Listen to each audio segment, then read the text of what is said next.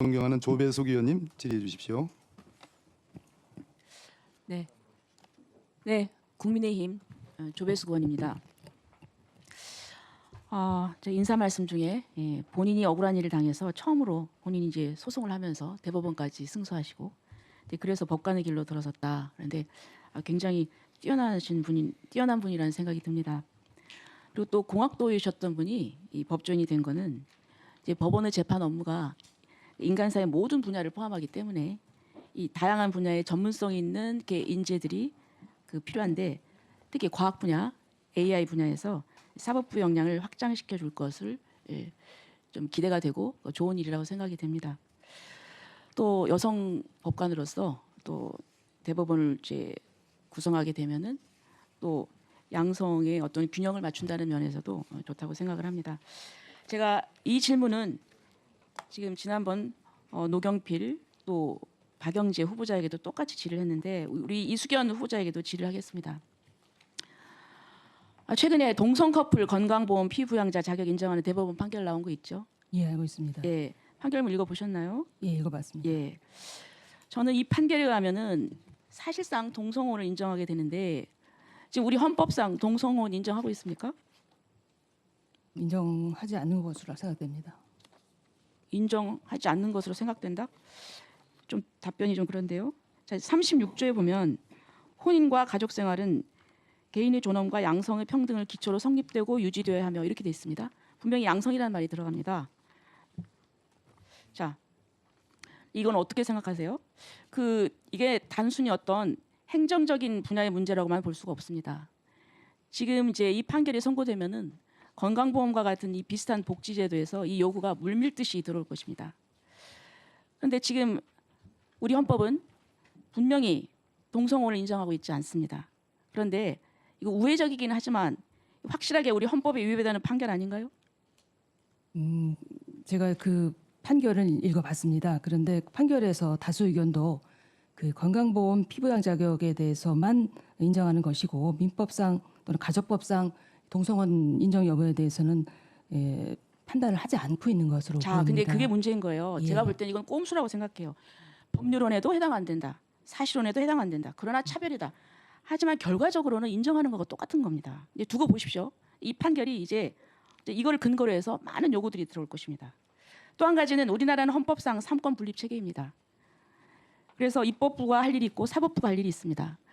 자, 입법부가 법을 만드는 그 근거는, 정당성은 국민이 대표를 선출해서 그것을 위임을 받아서 입법부에서 법을 만들고, 그리고 그 법으로 우리가 규율을 받는 것입니다. 근데 사법부는 입법부에서 만든 법에 의해서 판결을 하는 것입니다. 그런데 이런 부분은 사법부가 입법에 작용을 하는 거하고 똑같습니다. 아니면 지금 헌법 질서, 법률 질서 완전히 무시하는 거예요. 무너뜨리는 거예요. 저는 법률 전문가이신 대법관들이 왜 이런 판결을 하셨는지 처음 이해가 되지 않습니다. 우리 헌법을 무시하는 거예요. 헌법을 파괴하는 거예요. 그래서 사법이 이렇게 입법 작용을 하고 있는 겁니다. 어떻게 보면 헌법 작용까지도 하는 거죠. 저는 이것은 삼권 분립 원칙에도 맞지 않습니다. 누가 사법부 이런 권한을 줬습니까? 사법부는 국민이 선출한 사람들 아닙니다. 사법시험에 합격해서, 변호사 시험에 합격해서 대법원장 임명을 해서 거기에서 지금 임명을 받아서 판사 업무를 하는 것입니다. 헌법을 준수하고 그 질서 내에서 재판을 해야 되는 것입니다. 이제 이런 것을 사법적인 입법이라고 하는데, 지금 이 부분에 대해서, 이 판결에 대해서 어떻게 생각합니까? 예, 저도 의원님 말씀대로 동성혼을 인정할 것인지 여부는 입법부에서 국민적인 논의를 거쳐서 정하시는 것이 맞다고 생각합니다. 그래서 그 부분에 대해서는 국회에서 좀 많이 논의를 해주시면 좋을 것 같고요. 그래서 그 부분에 대해서는 입법부의 판단을 존중합니다. 자, 그다음에 지금 본인이 젠더법학회 부회장, 젠더법 연구회 회장을 하고 계세요. 예, 저는 젠더라는 뜻이 무엇인지를 잘 모르겠어요. 아무리 이해하려고 해도 젠더라는 것이 무엇인지, 지금 젠더법 연구회 회장이시니까 젠더라는 말에서 간단히 한번 설명을 해보세요. 예, 저도 어려운 단어로 생각이 되고요. 일단은 여성과 소수자를 포괄하는 것으로 저렇게 이해하고 있습니다. 네, 제가 보면 이 이제 여성주의, 페미니즘 그 하시는 분들이 처음에는 양성 평등으로 출발을 해가지고 젠더라는 말을 받아들였는데 지금 이게 묘하게 이상하게 돌아가고 있어요. 예.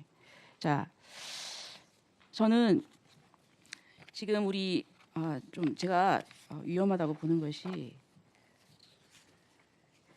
지금 한국 젠더법학회 2024년 춘계학술 대회에서 인공지능은 무엇인가라는 글을 발표하신 적 있죠? 예, 맞습니다. 네. 거기 보시면 어떻게 마무리를 하셨냐면은 이제 인공지능은 무죄이다. 그러니까 결국은 인공지능을 잘 이용해야 된다. 인공지능의 편향성이 들어가면 안 된다. 이제 이 얘기를 하신 거예요. 그러면서 편향의 언어를 걸러내자. 그리고 대안을 제시해 주는 예시를 부록으로 덧붙이면서 이 발제를 마치고자 한다 하셨어요. 네. 근데 지금 보세요. 보면은 인공지능의 차별금지 원칙을 법규하고, 근데 굉장히 이게 차별금지 원칙이라고 하는 것이 이게 차별금지법이 지금 예, 그러십시오. 21대 국회에 발의가 됐다가 이게 폐지가 됐어요.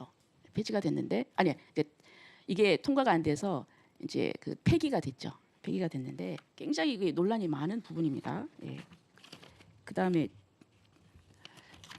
자 나머지 부분은 제가 조금 더 시간이 필요하니까 다음에 질의를 하도록 하겠습니다. 예, 2024년 한국 젠더 법학회에서 주관한 인공지능과 젠더 이슈 학술 대회에서 후보자가 발언한 내용에 대해서 굉장히 사회적 비판과 비난이 굉장히 큽니다. 특히 성별 정정은 성전환 수술을 했는지와 무관하게 인정돼야 한다는 취지로 발언을 했다고 하면서 사퇴 촉구 성명서까지 발표된 게 언론에 보도도 됐습니다. 그 발제하는 내용을 보니까 동성을 좋아하는 건 비정상이다. 동성애가 에이즈의 원인이다. 성전환 수술을 받지 않은 경우 성병을 정정을 인정해서는 안 된다는 등의 말이 차별과 편견이라고 주장했다. 이런 비난이 있어요. 그거 확인하셨죠? 예, 확인했습니다. 이 발언을 하신 게 사실입니까? 예, 제가 발언한 것이 아니고요. 제가 그 발제문의 주제는 다른 내용이었습니다. 성평등과 딥페이크가 주된 쟁점이었고 챗GPT에 이런 발언을 넣으면 어떤 답이 나오는지를 예시를 보여준 것에 불과합니다. 사실은 제가 성별 정정에 대해서는 그 업무를 한 적도 없고 전혀 연구한 적도 없어서 제가 어떤 논문을 쓰거나 그 주제에 대해서 발제를 할 수 있는 그런 이날 발제한 내용은 그거랑 성별 정정과 관계가 없는 내용이고 본문에는 그런 내용이 전혀 없고 참고 자료로 잠깐 그 챗GPT는 이런 답을 보여준다 이 내용이었습니다. 그렇지만 우리 예. 존경하는 조배석 의원님께서도 지적을 하셨지만 발제문 말미에 보면 예. 인공지능의 차별금지 원칙을 법규화해야 된다는 식의 네네. 글귀가 표현돼 있어서 예. 지금 후보자에 대해서 사회적으로 굉장히 논란이 많은 차별금지법을 지지하는 네. 후보자가 아니냐는 그 비난이 지금 일가 강하게 대두되고 있습니다. 차별금지법에 대해서는 여러 가지 논란이 많아요. 특히 반대하는 측에서는 표현의 자유를 침해하는 그 법이다. 그리고 모든 상황에 대해서 무조건 차별금지를 적용함으로써 많은 대부분의 대한민국 국민을 범죄하고 있다.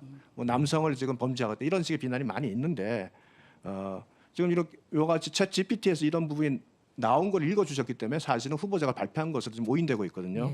이 챗 GPT가 한 이 동성애와 관련된 이런 부분에 대해서 후보자가 개별적으로 동의해서 발표하거나 그런 건 아니죠. 예, 그것은 아닙니다. 그렇다면 이와 관련돼서 무슨 동성애와 관련돼서 한 비판에 대해서 후보자가 무슨 별도로 지금 동조하는 입장을 가지고 있습니까?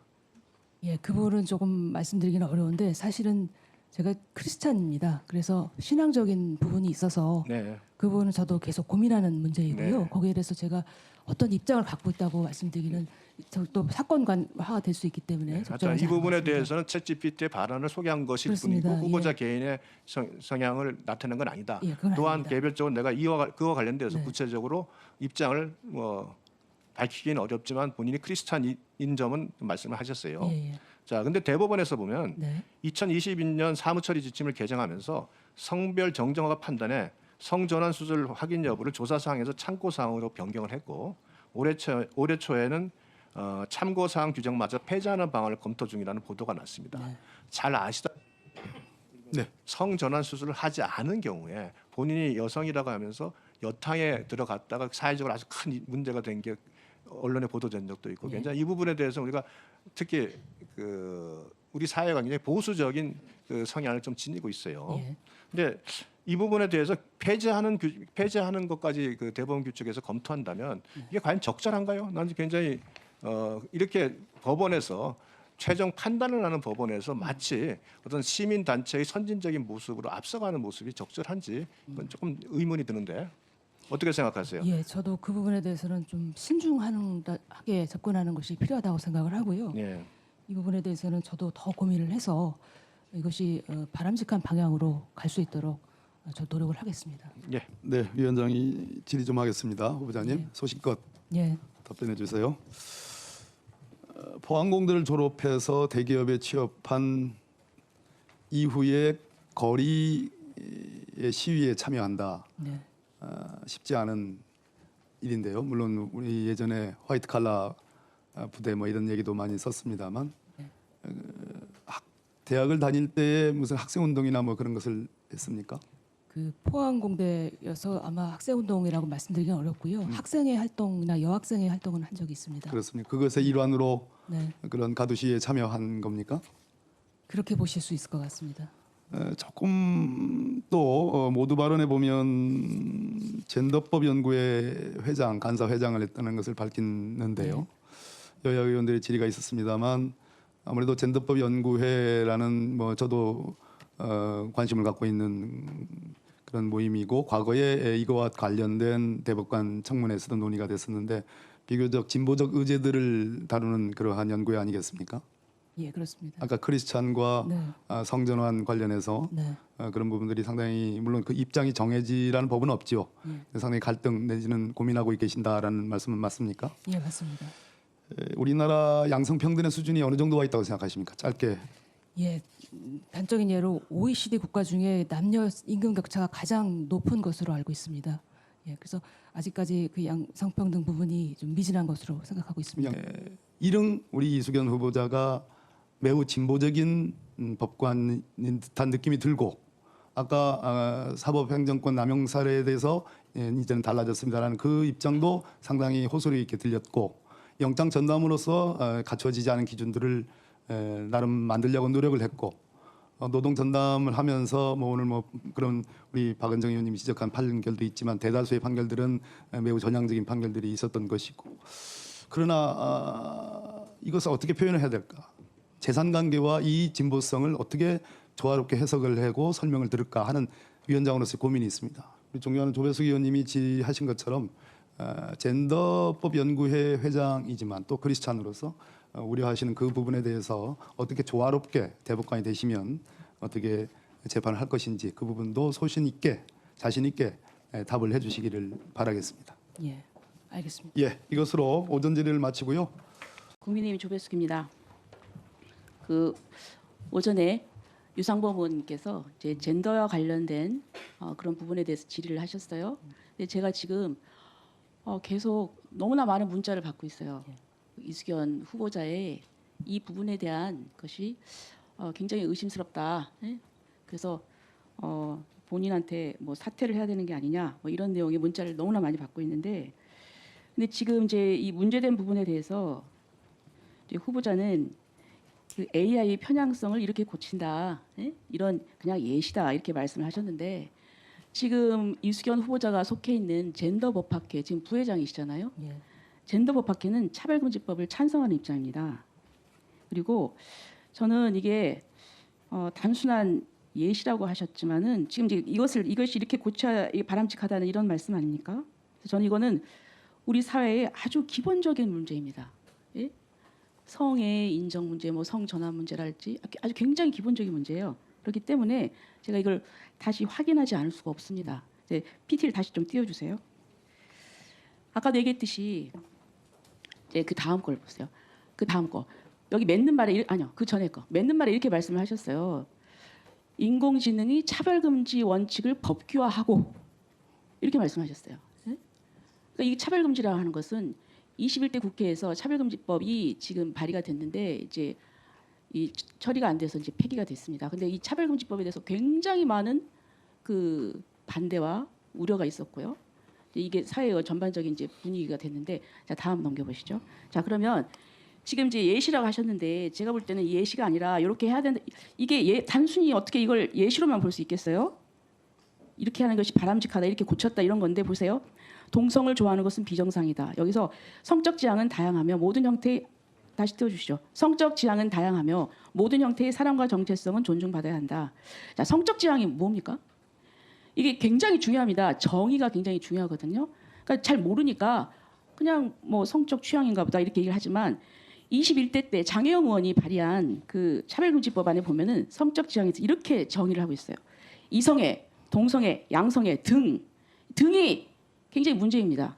감정적, 호의적, 성적으로 깊이 이끌릴 수 있고 뭐 친밀하고 성적인 관계를 맺거나 맺지 않을 수 있는 개인의 가능성.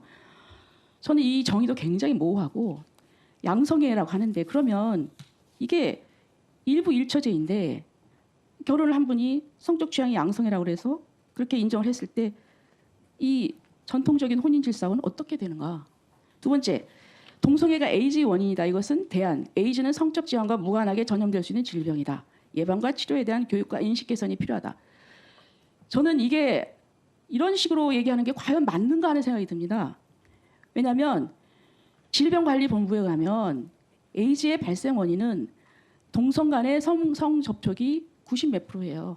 근데 이거를 국가인권위원회에서 그렇게 하면 이게 인권 침해다 해서 이걸 얘기하지 못하게 하는 상황인데 현실적으로 의사들은 그런 얘기를 합니다. 그런데 이게 뭡니까? 에이즈는 성적 지향과 무관하게 전염될 수 있는 질병이다. 이것은 거짓이에요. 근데 어떻게 이것이 대안으로 이렇게 하는 것이 좋겠다 이렇게 얘기를 합니까? 그다음에 성전환 수술을 받지 않은 경우 성별 정정을 인정해서는 안 된다. 여기에 대해서 성별 정정은 개인의 정체성과 일치하는 권리를 인정하는 것으로 수술 여부와는 무관하게 진행되어야 한다. 지금 우리나라가 이 성별 정정 허가에 대한 예규가 어떻게 돼 있냐면은 과거에는 그 외과적인 수술을 해야 된다 이렇게 2006년도 9월 6일 날 제정이 됐어요. 그런데 2011년도에 이것이 그냥 기준이 아니라 허가 기준이 아니라 그냥 조사 사항으로 됐어요. 그냥 조사한다. 그 다음에는 2020년도에는 조사가 아니라 그냥 참고만 해도 된다. 이렇게 해서 외과적인 수술 없이도 성별 정정 허가가 가능하다 이렇게 된 거예요. 근데 이게 과연 맞는 것인가? 그리고 여기에 대한 반대 의론도 있어요. 근데 왜 이렇게 AI에서 이런 식으로 이렇게 풀어가지고 이렇게 되면 이걸 본 사람들이 어떻게 이해를 하겠어요? 굉장히 위험하다고 생각합니다. 그리고 이건 예시라고 이렇게 하셨는데 지금 거기 부회장이시잖아요. 부회장으로서 그리고 제가 얘기했지만 아까 그 말미에 단순한 예시로 얘기 볼 수가 없는 거예요. 보세요. 편향의 언론을 걸러내고 그 대안을 제시해 주는 예시로 부록을 덧붙이면서 근데 과연 사람들이 이거 볼 때 그러면 이건 상당히 저는 이 부분에 있어서 뭔가 좀 의도적이 아닌가 인공지능을 이용해서 이 부분에 대해서 이렇게 답변하도록 하는 것이 하나 지금 예시로 했는데 정말 이거를 일반인들한테 이런 인식을 시키려고 하는 것이 아니냐 저는 굉장히 위험하다고 생각합니다. 이 부분에 대해서 이 세 가지에 대해서 본인의 입장을 다시 한번 얘기를 해주세요. 네, 이 세 가지라고 하면 이 여기 나와 있는 네, 말씀이신가요? 동성 제가 물어볼게요. 제가 일단 먼저 말씀을 드리게 제가 사실은 젠더법 연구회 회장이었고 저희 연구회 내에서도 이 동성혼이라든지 성별 정정에 대해서는 다양한 스펙트럼의 의견들이 존재합니다. 모두 동일한 생각을 가지고 있는 건 아니고요. 그리고 젠더법 학회 회장, 부회장이긴 합니다만 외부 학회여서 제가 특별히 거기에 대해서 많은 활동을 하고 있지는 못합니다. 그런 건 말씀을 드리고요. 이것이 이제 제가 내온 예시로 들어간 것인데 사실은 어떤 부분에 대해서는 저도 아직 결론을 갖지 못한 것을 물어본 부분도 있습니다. 특히 성별 정정과 관련해서는 저도 사실은 이 부분에 대해서는 어떻게 결론을 내리기는 어려운 부분이 있어서 여기다가 챗GPT에 물어본 측면도 있습니다. 그래서 이것에 대해서 이제 제가 과연 이제 이 챗GPT하고 같은 생각인지에 대해서는 그걸 그렇게 말씀드리기는 어려울 것 같고요. 하나의 예시로 봐주시면 좋을 것 같습니다. 그리고 아까 말씀하셨듯이 이게 이 문제에 대해서는 우리 사회의 가족관계라든지 전통이라든지 그다음에 국민 인식이나 이런 것들을 모두 종합해서 입법적으로 해결해야 될 문제라는 데 대해서는 저도 의원님과 생각을 같이 하고 있다는 건 말씀드리겠습니다. 예. 자, 이 대법관들은 단순한 그 법관이 아닙니다. 우리나라의 기본적인 규범을 결정하는 굉장히 중요한 위치입니다. 지난번 아까도 오전 중에 제가 얘기했지만 동성 커플의 건보공단의 피부양자 인정의 그 판결이 엄청난 파장을 일으킬 것입니다. 저는 그걸 보면서 굉장히 정말 너무 걱정이 되고 우려스럽습니다. 그런데 지금 우리 후보자께서 이 젠더 법학계에 속하면서 아무리 예시라고는 하지만 그러니까 본인께서도 이 부분에 대해서 확신이 없는데도 그냥 이렇게 쓰신 거 아니에요? 그러면은 이런 부분이 그런데 이렇게 그 논문에 나오니까 모든 사람들이 다 후보자에 대해서 이거는 후보자의 생각이다 이렇게 생각을 하는 거예요. 그러면 제가 묻겠습니다. 자, 똑같은 이제 아까 얘기한 그 이런 상황이 왔을 때 본인은 어떻습니까? 이런 판결의 선택의 순간이 있을 때 어떤 판결하시겠어요? 예, 그것이 이제 구체적인 사건으로 다가올 수 있기 때문에 제가 여기서 확정적으로 말씀드리지는 못하겠습니다. 그러나 저도 어떤 신앙인으로서 그리고 법관으로서 헌법과 법률이 정하는 바에 따라서 양심에 따라서 판결을 하겠다는 말씀을 드리겠습니다. 부탁드리고 싶은 거는 헌법을 지켜주시고 예, 사법부의 권한을 넘어서 입법자금과 같은 그런 판결은 절대 해주시지 말 것을 제가 부탁드립니다. 예, 유념하겠습니다. 조금 더 워낙 중요한 지금 질문을 하셨고 답변도 하셨는데 예, 저 지금 조배석 의원님이 제시했던 저 발제문이라는 것이 예. 어떤 경위로 나왔으며 어떤 과정을 거쳐서 저게 원고화됐는지 예. 그걸 좀 설명을 좀 해주실 수 있어요? 예, 말씀을 드리겠습니다. 그 원래 발제문의 주제는 인공지능의 성편향과 딥페이크의 문제점을 지적한 것이었습니다. 성편향에 대해서는 제가 그 부분에 이제 뭐 아마존의 여성 채용 관련해서 인공지능이 여성에 대해서 어떤 그 불이익을 줬던 이런 내용들을 하면서 주로 이제 그 남녀 간의 어떤 그 성편향을 주로 말씀을 드렸던 것이었고요. 거기에는 이제 성별 정정이라든가 성소수자 문제는 언급이 되어 있지 않습니다.